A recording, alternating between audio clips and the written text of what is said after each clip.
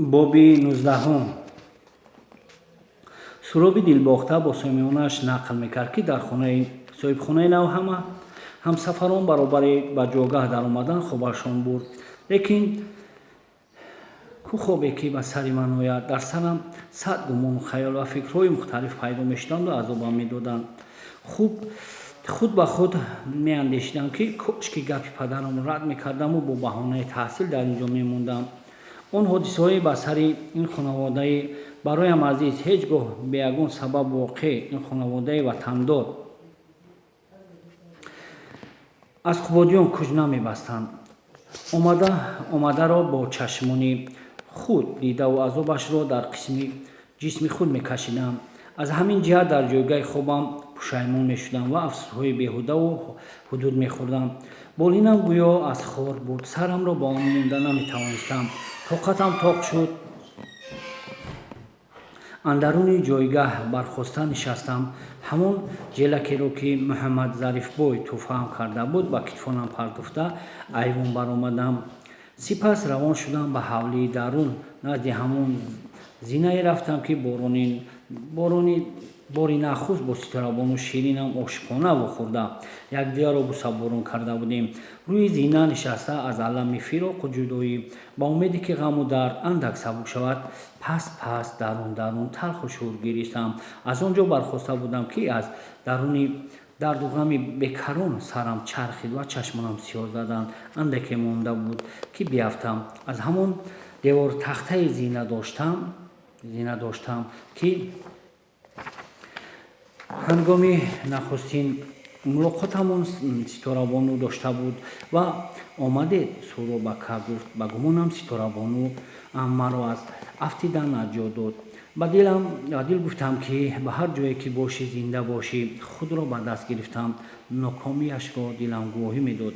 ба ҳамон тахтае ки дасти латифи шаффофу сафеду зебоашро гузошта буд нигариста, боз гириям омад. ҳамон ҷои чӯбро тавофу бусаборон. хаёлам гӯё аз дасти Ситорабону бусаҳо мегирифта бошам кардам. ашки чашмам бар рӯи он чӯб шашқатор рехтанд. ба хиёлам ғамҳои дилам андак сабук шуданд. аммо ғами ҷудоӣ ҳанӯз раҳоям накарда буд. ҳанӯз ҳам дарун мегиристам. вохӯриву мулоқоти бусобусии ширинамон андаруни боғ ба хотирам заду боз гирён шудам. бовар кунед бародарон, ба сомиёнаш хитоб намуд Суҳроб. дар ҳамон лаҳзаҳои бароям даҳшатбор ҳис кардам, ки ман дар дунё ҳамон андозае зистам, ки дар хонаи Муҳаммадзарифбой ҳамроҳи Ситорабонуи Ширинам будам. ҳамин замон ходими масҷид намози бомдодро дар дод. дар ин лаҳзаҳо ман хаёлан ба Ситорабонуам будам. нафратам омад бо азонхон. кошки овозат мегирифту азон намегуфтӣ ва ману Ситорабонуи ошиқро аз дамидани субҳ дарак намедодӣ, гуфтам дар дил.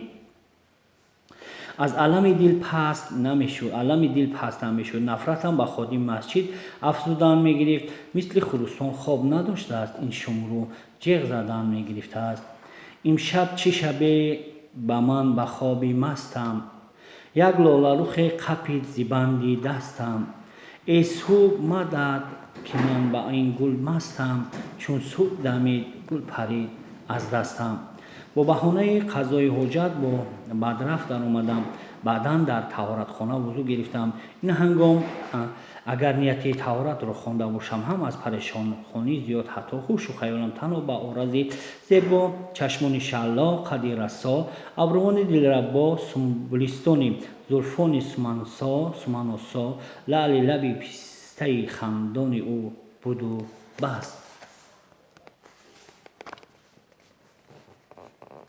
ҳамин дам калонҳо, ки барояшон халоҷон ва таҳоратхона шинос буд, якҷоя расидан гирифтанд. ҳа Суҳробҷон, хуб барвақт хиста будаӣ. 10 баробари маро дидан хитоб намуд. падарам, аллакай вузӯ гирифтӣ? ҳа падарҷон, ҷавобаш додам ман. ҳамин ки ходими масҷид азонро хонд, ман баромада вузӯ гирифтам. ҳама калонҳо таърифам карданд. сархезӣ яке аз фазилатҳои неки инсонист, гуфт Шерафганбой. падарам дар тасдиқи суханҳои Шерафганбой изҳор дошт, ки Сӯроб ҳамин ки ақлаш қад додаву худро шинохтааст, хислати сархезӣ дорад. То ҷое рост мегуфт падарам, вале ба Қубудиён расидану ин ҳолро дидан боз аз асли воқеа бехабар будам. Маро ишқи ситорабонуи азизам ба ин ҳол андохта буд. Шерафганбой сархезонро тавсиф намуда аз номи шоирӣ гуфт: дар дедорам зи дарди дандон баттар аст. خوابی سحری ز کندن جان بهتر است.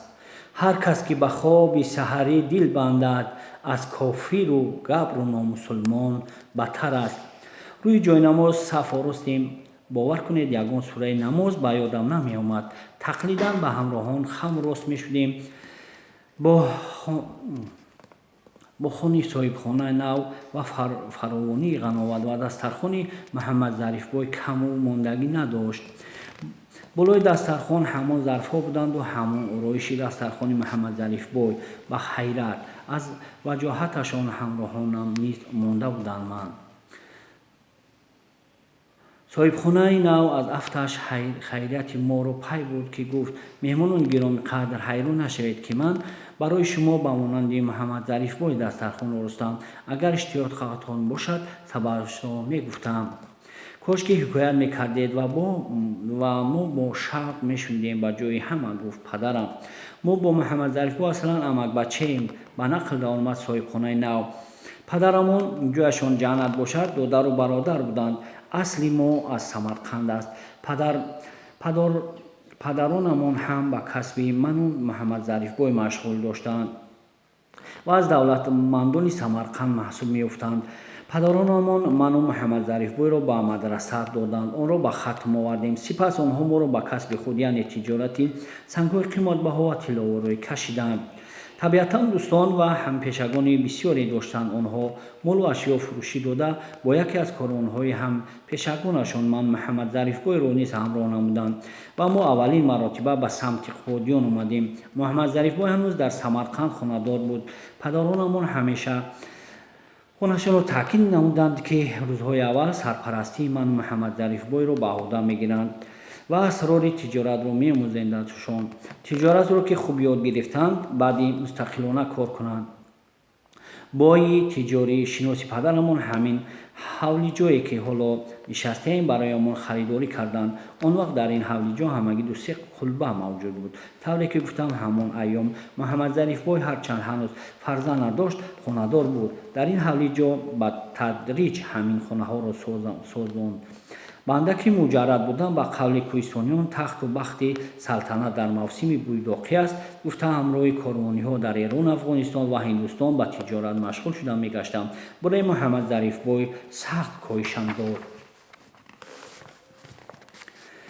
محمد ذاکر خطاب نمود: او عمری آدم کرایه ندارد. میبینی که در ریش و موی سر سفیدی پدید آمده است. بعد وای و دریغ میگویی که فایدت نمیکند. خوبش بیا. او از بس که در قبادیان آدم تهجایی شده بود میدانست که در گذر مسگران دو سه عائله سمرقندی میستند که دختران قدرت هم داشتند. خانه دارد کنیم. خلاص به رازیگی بنده به خانه یکی از عائله های سمرقندی همراهشان قرابتی داشته بوده است محمد ظریفبای خواستگاری فرستاد. خراجات توی را هم از حساب خود گذراند. عروس را به همین حولی فرو آوردیم. چند روز گذشت. روزی در سر دسترخوان محمد ظریفبای گفت که اکنون خانه‌دار و قبادانیان اصلی شدیم. در خانه من یک عمر زندگی کنی مانعت نمی شود. لیکن مرد وقتی عائله دار شد باید خانه خود را داشته باشد. چقدر پس انداز داری؟ من چند پول و پیسه‌ای که داشتم آورده پیشش نهادم. حساب کرد و خندید. با این پول‌ها خانه آن طرف است. یک دری خانه خریده نمی‌توانی. پول‌ها را گردانده به دستم داد. اکنون به گپم گوش بده. تاکید نمود از همان گذر پدر عروست خانه فروشی بکوب. پیدا شد که خریده می‌دهمد. خانه هم یافت شد. با پولی محمد ظریفبای من صاحب خانه هم شدم. او هر وقت از حالم خبر می‌گرفت. با کم و کاستی روزگارم کمک می‌رساند. در همین جای حکایتش صاحبخانه نو گفت: این قصه را شب ادامه میدیم. مهمانان عزیز حاضر میخیزیم و با کار مشغول میشیم. کلاهان برخواستند. در حال خدمت گرم پیدا شده دسترخوان را از سرکوت‌ها تازه نموده بالایش را با متای زربفت пӯшонданд. Онҳо писарбачаҳои тақрибан 16-17 сола ва ба тахмин ба андаст қабилаи туркон буданд. ба одамон ҳеҷ унс намегирифтанд ва ҳамгап ҳам намешуданд. боре нагуфтанд ки калонҳоятон рафтанд, биё ба ҳавли дарон гузашта суҳбат кунем. мани сарсахт дар як меҳмонхонаи калон танҳо мондам. то кори тиҷораташонро тамом кардани калонҳо онҳоро мебоист ман интизорӣ мекашидам. Интизорӣ бадтар аз ҷон кандан аст. Мегуфтанд ки рост будааст. ҳамин ки лаҳзаи танҳо мондам, хуш хаёлам ба сӯи Ситорабонуам мерафту ҷигарам пора мешуд.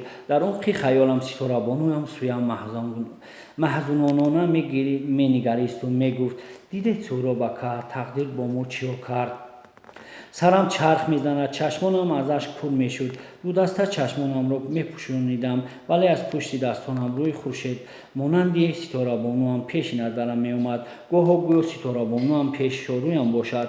аз ҷоям ҷаста мехистам, ба оғӯшаш мегирифтам. аз дастони блурин ва рухсораҳои чун себи самарқандиаш бӯсаҳо меситонидам, вале оғӯшам тиҳӣ ва дастонам ба ҳаво мерафт. аз алам худро ба рӯи курпача партофтам, мелолидам, мегиристам. ҳамин буд аҳволи мани бечора. кори тиҷоратии калонҳо то соати 1 давом кард. соҳибхона таклиф намуд ки барои рафи хастагӣ ба сайри боғи рӯи ҳавлӣ бароянд. меҳмонон таклифро пазируфтанд ва ҷониби боғ равон шуданд. бо ҳидояти соҳибхона ман ҳам аз қафои онҳо рафтам. масоҳати калоне дошт боғ. соҳибхона меҳмононро ба қаторҳои дарахтони себу шафтолу, гелос, бодом, анору зардолу мешиносонид. басе ботартиб буданд. ёфта буд боғ. бунёд ёфта буд боғ. ана ҳамин боғро Муҳаммадзариф бо Камол ном дастёраш бунёд намудааст. эзоҳ медод соҳибхонаи нав. баробари тиҷорияш ободониро ниҳоят дӯст медошт.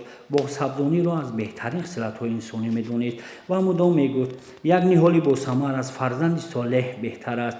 ҳар субҳ баъди намоз 1-2 соат қайчӣ ё даст калаҳ дар даст даруни ҳамин боғ бо буридани навдаҳои зиёдатӣ машғул мешуд ё кандаку бел гирифта бехи дарахтонро нарм мекард. аз ин кораш басе завқ мебурду. ман ҳар гоҳе барвақт меомадам уро аз ҳамин боғ меёфтам. вақте соҳибхона боғро тамошо дод, моро ба як гӯшаи басе зебу серсояи боғ бурд. он ҷо катема воқеъ буд ки дар болояш палас аз чор ҷониб кӯпачҳо гусурда шуда буданд. дар байни дастархони пуранво буд. соҳибхона моро таклифи нишастан намуд. писарбачаҳо ба хидмат омада офтобаҳоро дар даст назди кад меистоданд. dastoни меҳмонон об гирифта шуд. баъд аз ин ҳар кас мувофиқи сину сол ва мартаба рӯи кад баромада нишастанд. соҳибхона дар лаби кад амонат нишаста меҳмононро бори дигар хайрамақдам гуфт ва муроот ба дастурхон намуд. ҳамин замон писарбачагон рӯи нангаҳо косаҳои шӯрбои гӯшти гӯсфандӣ оварда назди меҳмонон гузоштанд. калонҳо аз афташ аз кори тиҷорат сахт хаста шуда буданд ки бо завқ ба хӯрдан даромаданд. ҳангоми таомхӯрӣ касе гап намезад. ҳамин ки косаҳо холӣ шуд, он ду писарбача гӯё аз куҷои амали меҳмононро мепоида бошанд, 4 лаганча ош оварданд. соҳибхона табақҳои ошро аз дастонашон гирифта назди меҳмонон гузошт.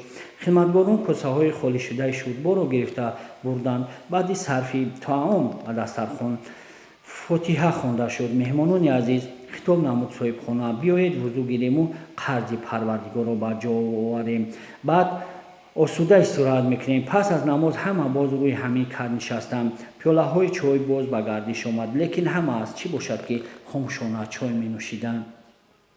хомӯширо соҳибхона барҳам дод. дӯстони азиз гуфту пурсид: дан айб нест мегӯянд дар Ховалин ҳоло баҳор омадагист? ҳа додарам, дар он ҷо ҳоло гули сиёҳгӯш гуфтан дорад. ҷавоб дод падарам. дидед ки якаи Рустам гуфт соҳибхона: ягон ҳафта пас дар ин ҷо зардолӯ себи ҷавпазак мепазад. инҷо адир. даҳ додар, шаҳр дод Ширафганбой. ба илова карда кадом рӯз дар ин ҷо ҷав мепазад. вале дар ҷойҳои мо ҷаву гандум барои зиёратҳоро нав мекоранд. ана ҳамин аст табиати диёрамон. ба суҳбат ҳамроҳ шуд Шодмони Макам. дар як гӯшааш зимистон, дар гӯшаи дигараш баҳор. ҳамин тариқ суҳбати хеле самимӣ идома меёфт. бародарон, чӣ нақшаҳо доред? дар ҷойҳои мо чанд рӯз می‌ایستید پرسید صاحبخانه چند روزه که محمد زاکربای جای آب و نونمان دهد شوخی کرد پدرم همه نشستگان خوشحالانه خندیدند اگر سالی سید والله که با من گرانی نمیکند جیده 1000 داشت صاحبخانه ولی میدانم که حتی هفته نمی‌ایستید زیرا خمار فرزندان و دوستانتان سوی دیارتان میکشد اکای رستم شوخی رو نغز میبینید گفت شرافکنبای اگر کار همون با خوبی انجام یابد انشاءالله 2-3 روز پس سوی منزل هایمان را پیش میگیریم پگاه چیکار کردنید چی نیت دارید باز پرسید صاحبخانه پگاه خدا خواهد با راه بلد شما شهر رو تماشا کردنیم جواب داد پدرم روزیگر بازاری کردنیم خودت میدونی که کاری ما اساسا از بازار بود میشود روزی سوم همراه شما دوستی عزیز روی همین کد یک صحبت عارفانه آرستانیم در روز چهارم دعای شما رو گفته تنها به راه رو میکشیم بسیار نقشه خوب داشته خرسند شد محمد زاکربای ولی چی میشود که همون روز چهارم یک برای شیرباز رو کشته به زیارت 44 چشمه برآمدند و همانجا صحبت عارفانه بیاروریم بسیار تکلیف رو به مورد کردید گفتند همه نشستگان و تکلیف صاحبخانه را به جان پذیرفتند صحبت تا نماز عصر ادامه یافت بعد ادای نماز شام صاحبخانه گفت عزیزان به شما وعده داده بودم که فرصتش آید سبب فراری اهل اویله محمد ظریفپور را نقلتون میکنم اینک الوعده و دین گفتند